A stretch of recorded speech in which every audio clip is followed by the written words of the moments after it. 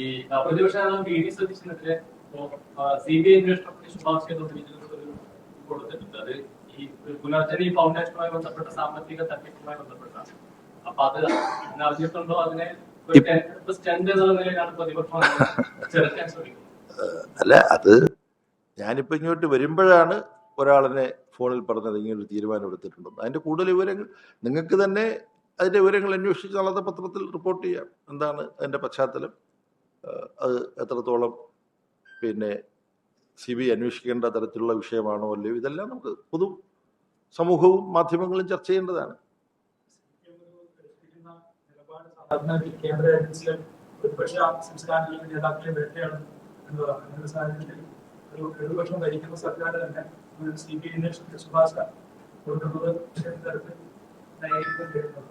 അല്ല, CBI അന്വേഷണത്തെ സംബന്ധിച്ചിടത്തോളം നടന്നുകൊണ്ടിരിക്കുന്ന ഒരു അന്വേഷണം അത് ഫലപ്രദമായിട്ടാണ് നടക്കുന്നത് എന്ന് ഉറപ്പുണ്ടെങ്കിൽ CBI അന്വേഷണത്തിലേക്ക് പോകേണ്ടതല്ല.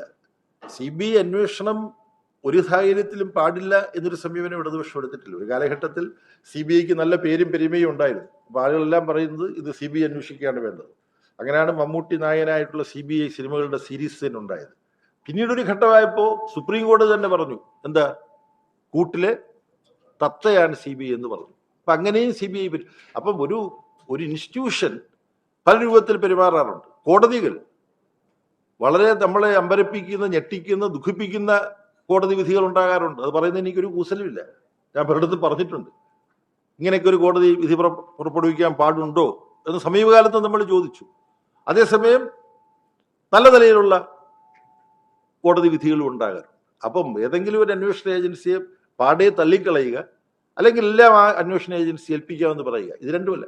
കോടതി തന്നെ പലപ്പോഴും CBI അന്വേഷിക്കണമെന്ന് പറഞ്ഞ് ചെല്ലുമ്പോൾ കോടതികൾ പറഞ്ഞിട്ടുണ്ട്, ഇതിപ്പം അന്വേഷണം നന്നായിട്ട് നടക്കുന്നുണ്ട്, അതുകൊണ്ട് CBIക്ക് ഒന്നും വിടേണ്ട കാര്യമില്ല എന്ന് കോടതി പറയാറുണ്ട്. അപ്പോൾ ഓരോ സാഹചര്യത്തെ ആസ്പദമാക്കി മാത്രമേ അതിനെക്കുറിച്ച് പറയാൻ കഴിയൂ.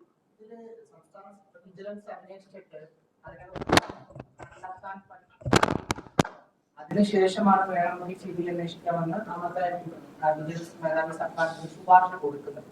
അതായത് വിജിലൻസിന് പ്രാഥമികമായി ഒന്നും കണ്ടെത്താൻ പറ്റില്ല, CBI അന്വേഷിക്കട്ടെ എന്ന് പറയുന്നു. അതിൻ്റെ സാങ്കേതികത്വം ഞാൻ പറയേണ്ടതല്ല.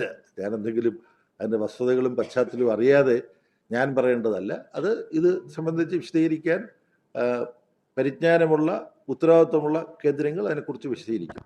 ഞാനതിനെക്കുറിച്ച് കൂടുതൽ വിശദീകരിക്കാൻ പോകുന്നത് എനിക്കും നല്ലതല്ല, നിങ്ങൾക്കും നല്ലതല്ല. കാര്യങ്ങൾ മനസ്സിലാക്കിയിട്ടില്ലേ? അത് ഞാൻ മനസ്സിലാക്കിയിട്ടില്ല എന്താ യഥാർത്ഥത്തിൽ ഇതിൻ്റെ പിന്നിലുള്ളതെന്നുള്ളത്. അത് മനസ്സിലായിട്ടുള്ളവർ പറയട്ടെ. ഇത് വിദേശത്തു നിന്ന് ഫണ്ട് കണ്ടെത്തുകയും അത് കേരളത്തിലേക്ക് കൊണ്ടുവന്നതിൽ ക്രമക്കേട് നടന്നു എന്നുള്ളതാണ് വിജിലൻസ് കണ്ടെത്തിയിട്ടുള്ളത്. അപ്പൊ അത് അന്വേഷിക്കണമെങ്കിൽ CBI വേണം, ഇവർക്ക് പരിമിതികളുണ്ട് എന്നൊരു കാര്യം കൂടി അത് ചൂണ്ടിക്കാട്ടും. അതെ, ഫോറിൻ എക്സ്ചേഞ്ചിന്റെ ലംഘനമാണ് വിഷയമെങ്കിൽ, അങ്ങനെ ലംഘനം ഉണ്ടായിട്ടുണ്ട് എന്ന് വെളിപ്പെട്ടിട്ടുണ്ടെങ്കിൽ സ്വാഭാവികമായിട്ടും സംസ്ഥാന പോലീസിനോ വിജിലൻസിനോ അത് അന്വേഷിക്കാൻ കഴിയില്ല. അത് കേന്ദ്ര അന്വേഷണ ഏജൻസികളുടെ ജൂറിസ്ഡിക്ഷനിൽ വരുന്നതാണ്. അപ്പുറം ശരിയാണ്. ഇതങ്ങനെ യഥാർത്ഥത്തിൽ വന്നിട്ടുണ്ടോ ഇല്ലയോ എന്നുള്ള കാര്യം എനിക്ക് അറിഞ്ഞുകൂടാ കേട്ടോ.